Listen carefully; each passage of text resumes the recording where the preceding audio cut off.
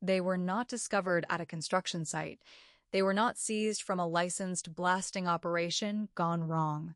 They were not found buried deep underground at a mine where explosives are part of daily work. They were found inside a residential property in the heart of Malvern East, far from any lawful industrial use.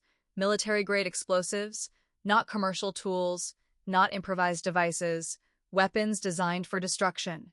And that single fact changes the entire weight of this story. Before we proceed, please don't forget to hit the like button and subscribe for more updates. On Friday, January 9th, 2026, a 33-year-old foreign national was arrested in Malvern East, within the Ekurhuleni district, after police uncovered a cache of military explosives in his possession. The arrest followed what authorities describe as a rapid, intelligence-driven operation carried out by members of the South African Police Service Anti-Gang Unit. Acting on a tip-off about illegal weapons, officers moved swiftly to the property, fully aware that what they might encounter could place both law enforcement and surrounding residents at extreme risk. Once inside the premises, police confirmed their worst suspicions. Hidden within the property was a quantity of explosives classified as military-grade, material that is strictly controlled and illegal to possess without proper authorization. There was no ambiguity, no gray area. This was not negligence. It was unlawful possession of some of the most dangerous materials in circulation. The suspect was immediately placed under arrest at the scene. The official charge may sound narrow on paper, unlawful possession of military explosives, but the implications are anything but narrow. Explosives of this nature are not held casually. They are not kept for curiosity or experimentation. They are tools of high-impact violence, capable of leveling buildings, destroying infrastructure, and killing indiscriminately. Their presence in a residential area raises urgent questions not only about intent, but about networks, supply chains, and timing. Malvern East is not a war zone. It is a living community. Families sleep there. Children walk its streets. Shops open their doors each morning expecting another ordinary day. The idea that military explosives were stored among homes should alarm every South African, because it exposes how close the country's most volatile criminal threats now operate to everyday life. Police have confirmed that the suspect will appear before the Germiston Magistrates Court in due course. The judicial process will determine guilt or innocence, but law enforcement officials are already clear on one point. The explosives were illegal, dangerous, and posed a significant threat. This was not a preventative arrest based on speculation. It was the removal of a tangible and immediate danger from a civilian environment. What makes this arrest particularly significant is the unit involved. The anti-gang unit does not act randomly.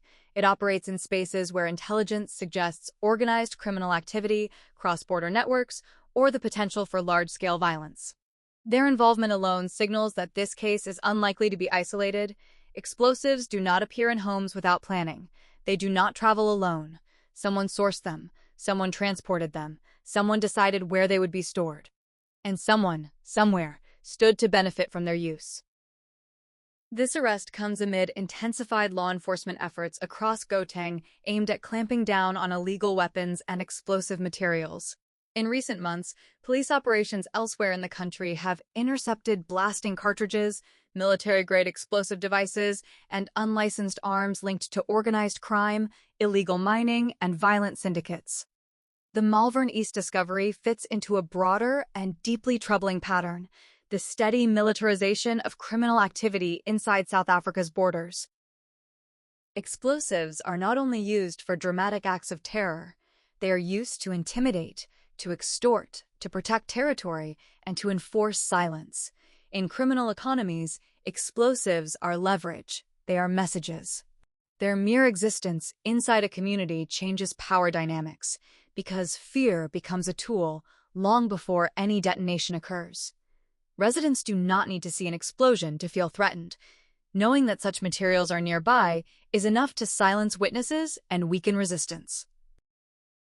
The nationality of the suspect will inevitably dominate public debate. It always does. But focusing solely on that detail risks missing the bigger picture.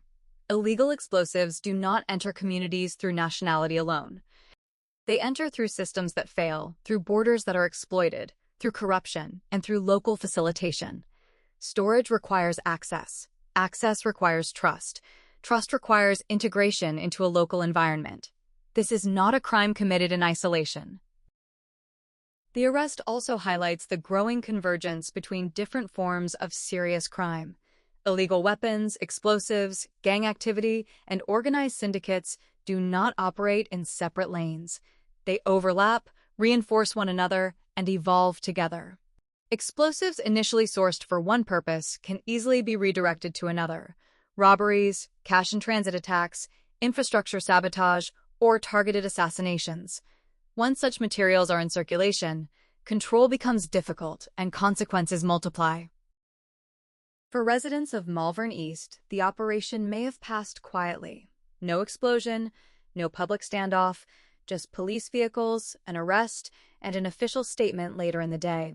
But the absence of drama should not dull the seriousness of what was prevented. The most dangerous crimes are often the ones stopped before they make headlines drenched in blood. Law enforcement officials have stressed that operations like this are part of a broader strategy to disrupt criminal capability before violence occurs. Intelligence-led policing, when executed effectively, saves lives. But it also exposes how much dangerous material is already moving beneath the surface of society, unseen until a tip-off or an investigation brings it into the open. The suspect's forthcoming court appearance will be closely watched, not because the charge is sensational, but because the outcome will signal how seriously the justice system treats the possession of high-impact weapons. South Africans have seen too many cases where arrests create brief reassurance, only for prosecutions to falter, evidence to vanish, or sentences to fail to reflect the gravity of the threat. What the public wants now is clarity. Where did the explosives come from? Were they linked to other crimes? Was this cash intended for a specific operation or part of a larger stockpile? Are their accomplices still at large? These are not questions of curiosity. They are questions of safety. The Malvern East arrest is not an isolated incident to be filed away as another police success. It is a warning sign. It shows how close military-grade weaponry has come to ordinary homes. It shows how criminal networks continue to adapt, stockpile, and prepare. And it shows that without sustained pressure, intelligence sharing, and successful prosecutions, the gap between prevention and catastrophe remains dangerously thin. South Africa has learned, often painfully, that explosive violence does not announce itself politely. It arrives suddenly, leaving destruction, grief, and unanswered questions behind.